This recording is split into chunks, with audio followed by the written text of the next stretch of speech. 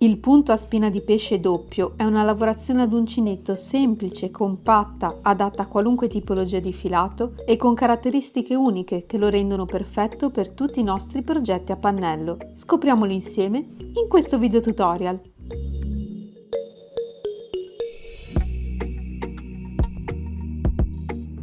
Salve a tutti, io sono Silvia e vi do il benvenuto o il bentornato sul mio canale. Nel video tutorial di oggi scopriremo insieme come lavorare il punto a spina di pesce doppio all'uncinetto. È una lavorazione molto conosciuta all'estero con il nome di herringbone stitch e ne esistono due versioni, la versione a punto singolo e la versione doppia, che è quella che scopriremo insieme in questo video tutorial. Ovviamente vi mostrerò passo passo tutti i passaggi e vi svelerò anche qualche piccolo trucco per ottenere una lavorazione perfetta. Ma prima andiamo a vedere insieme le caratteristiche tecniche del nostro punto, perfetto per tutti i nostri progetti a pannello.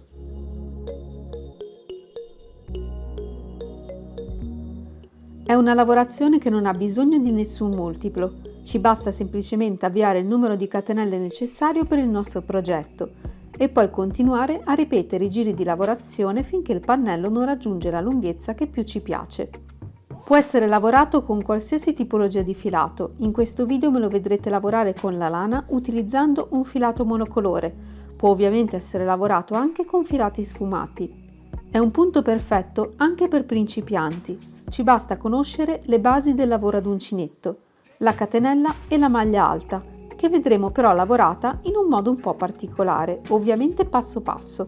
È inoltre un punto reversibile, quindi uguale sia da una parte che dall'altra del nostro pannello, il che lo rende un punto ideale per tutti i nostri progetti a pannello dove dobbiamo avere la stessa texture sia da una parte che dall'altra, ad esempio le copertine ad uncinetto oppure le sciarpe.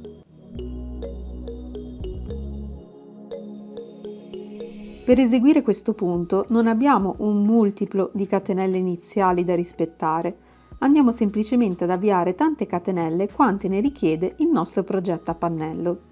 Vi do un piccolo consiglio. Poiché questo punto tende a stringere molto, soprattutto all'inizio, lavorate le catenelle con un uncinetto di numero superiore a quello con il quale volete poi eseguire il punto. Ad esempio, io ho lavorato le mie catenelle iniziali con un uncinetto numero 5 e poi passerò ad un uncinetto numero 4. Avviate quindi le mie 15 catenelle iniziali, vado ad aggiungere 2 catenelle in più.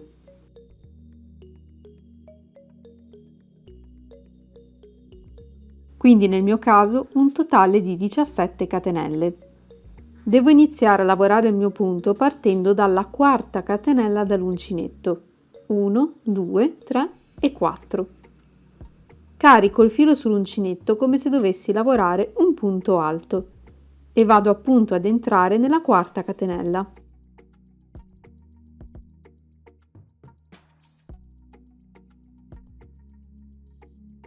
Prendo il filo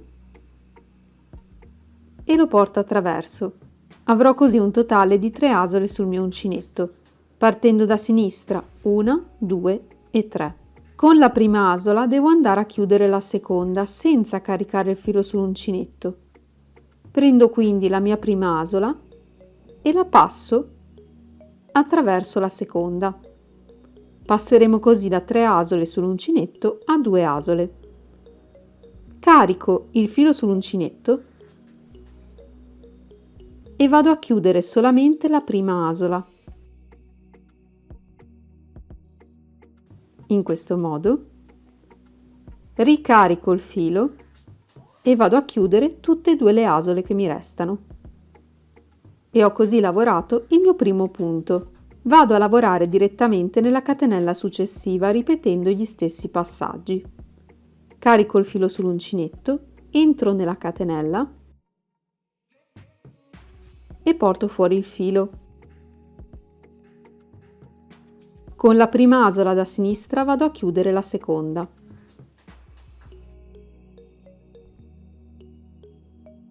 Ricarico il filo sull'uncinetto e chiudo la prima asola.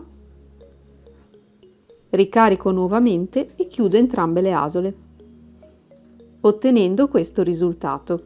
Vado quindi a ripetere gli stessi passaggi che abbiamo appena eseguito per tutte le mie catenelle.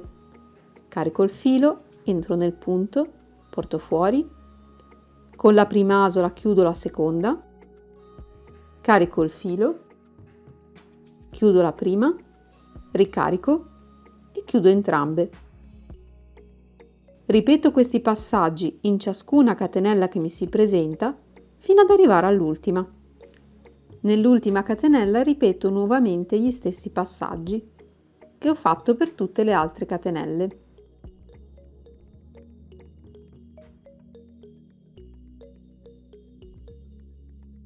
E abbiamo così completato il primo giro di lavorazione. Andiamo per un momento a contare i nostri punti. Se ricordate, con l'uncinetto numero 5 ho avviato il mio pannello realizzando 15 catenelle e ho poi aggiunto 2 catenelle in più. Se vado ora a contare i miei punti, avrò un totale di 14 punti lavorati.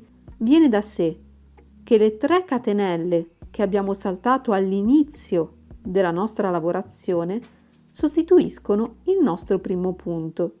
Se ricordate, abbiamo iniziato a lavorare a partire dalla quarta catenella dall'uncinetto. Quindi le 3 catenelle che sono avanzate all'inizio lavorazione sostituiscono il nostro primo punto. Vediamo ora come proseguire per il prossimo giro e tutti i giri successivi. Realizziamo 2 catenelle e voltiamo il pannello. Le 2 catenelle che abbiamo appena lavorato sostituiscono il primo punto, quindi non inizieremo a lavorare da questa maglia, ma dalla successiva, la seconda di questo giro. Ripetiamo ora gli stessi passaggi che abbiamo fatto nel giro precedente. Carichiamo il filo, entriamo nel punto, portiamo fuori, con la prima asola chiudiamo la seconda, carichiamo e chiudiamo la prima asola, carichiamo e chiudiamo entrambe. Ripetiamo questi passaggi in sequenza per ciascun punto che ci si presenta fino ad arrivare alla fine del giro, che vediamo poi insieme come andare a concludere. Lavorati tutti i nostri punti, siamo alla fine del giro. Davanti a noi ci sono le 3 catenelle che abbiamo saltato ad inizio lavorazione. Dobbiamo andare a lavorare un ultimo punto ripetendo la stessa sequenza nella catenella più in alto, la terza. 1, 2 e 3. Carichiamo quindi il filo, entriamo dentro la terza catenella, prendiamo il filo e ripetiamo la nostra sequenza.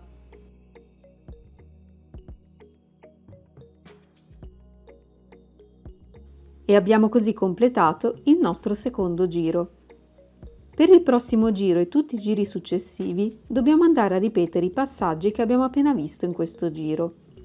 Cominceremo quindi con 2 catenelle, volteremo il lavoro e andremo a lavorare la nostra sequenza di punti in ciascun punto che ci si presenta. Arrivati alla fine del giro, andremo questa volta a lavorare il nostro ultimo punto sulla seconda catenella che abbiamo fatto all'inizio di questo giro. Ricordate che prima di iniziare il secondo giro di lavorazione abbiamo fatto 2 catenelle. Il nostro ultimo punto sarà lavorato nella catenella più in alto, la seconda. Ripeteremo poi gli stessi passaggi finché il nostro pannello non raggiungerà l'altezza desiderata. Ho ripetuto gli stessi passaggi che abbiamo visto insieme nel secondo giro di lavorazione finché il mio pannello non ha raggiunto l'altezza che desideravo.